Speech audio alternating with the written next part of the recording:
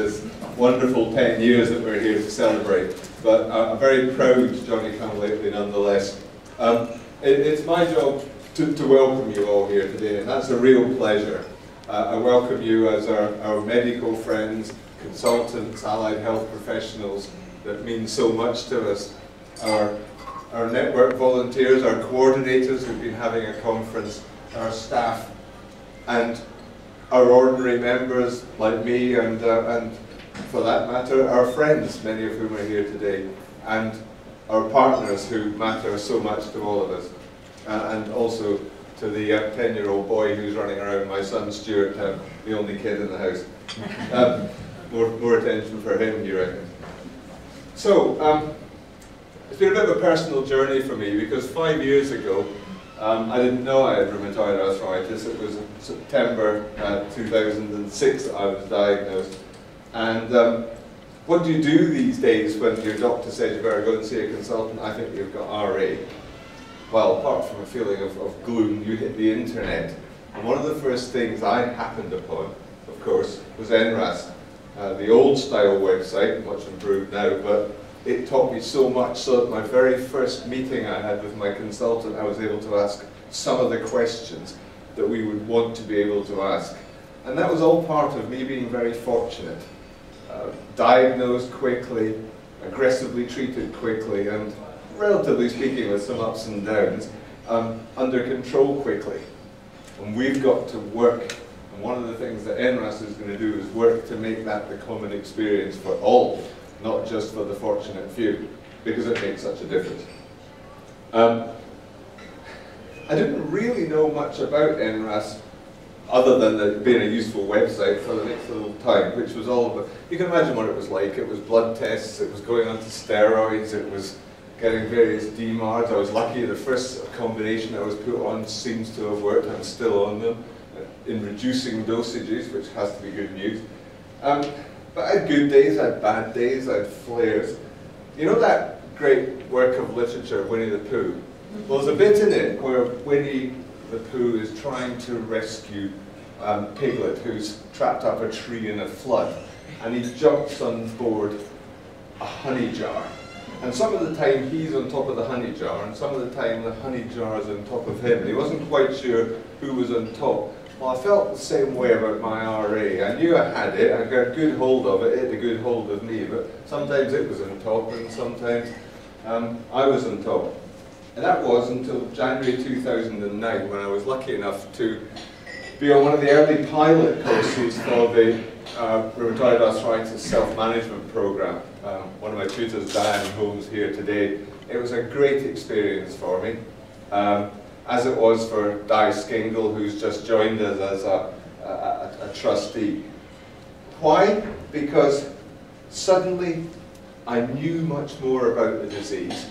I knew much more about how to cope with the disease and how to not live with it, because that's unavoidable. Live with it with me sitting on top of the honey jar rather than the honey jar on top of me. It put me in control. And the other critical thing was I realized I wasn't alone. I had great support at work, I had fabulous support from my family, but I was the only person I really knew with RA.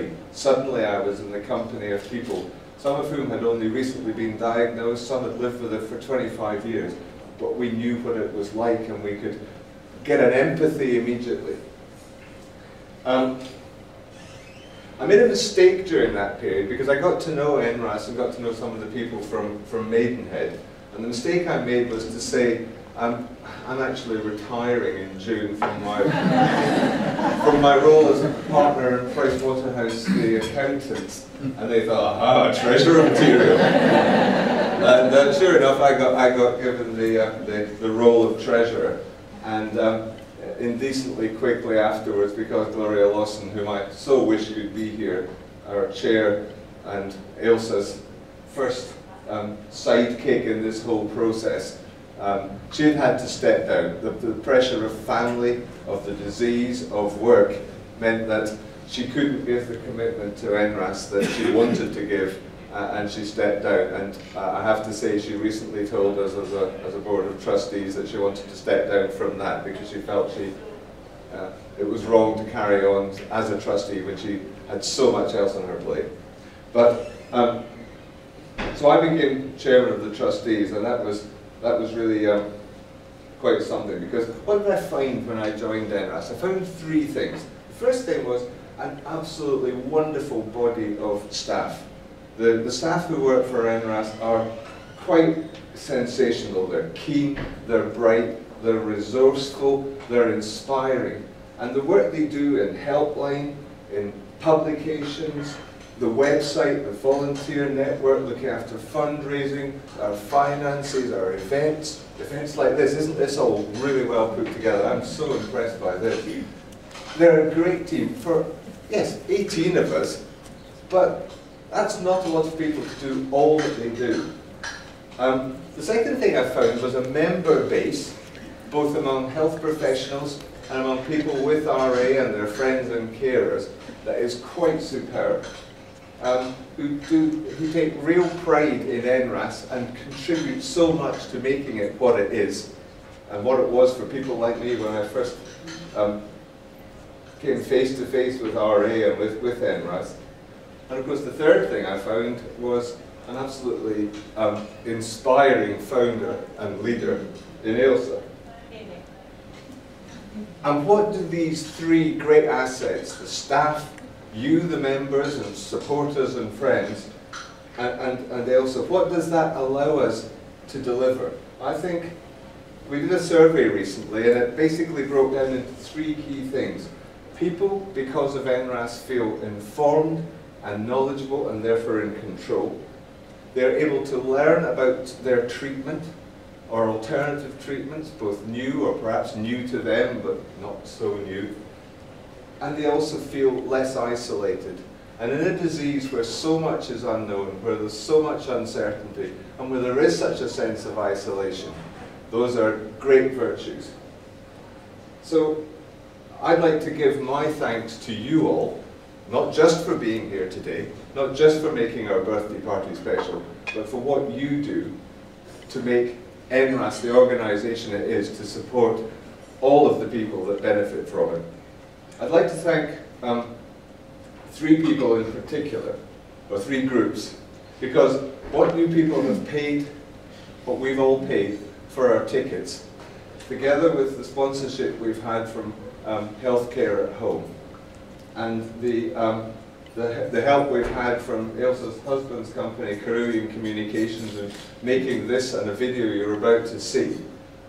With all of that, this is not in one penny a drain on the resources of NRAS. This is a self-funding event, and I think we can be very proud of that and enjoy our lunch with even more relish. I said that this has been a personal journey for me.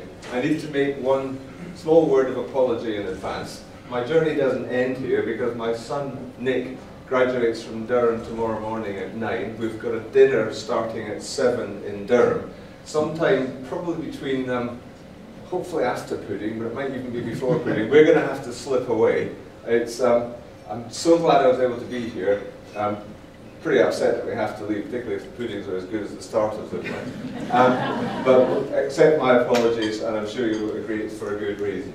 What we're going to do now is look at a brief video from Gabriel Panay, who would love to have been here, can't be, lots of demands on his time, but was very keen to send a video message to us all. So if we can run the video, it will be on the screen here and the screen at the end of the room. Welcome to the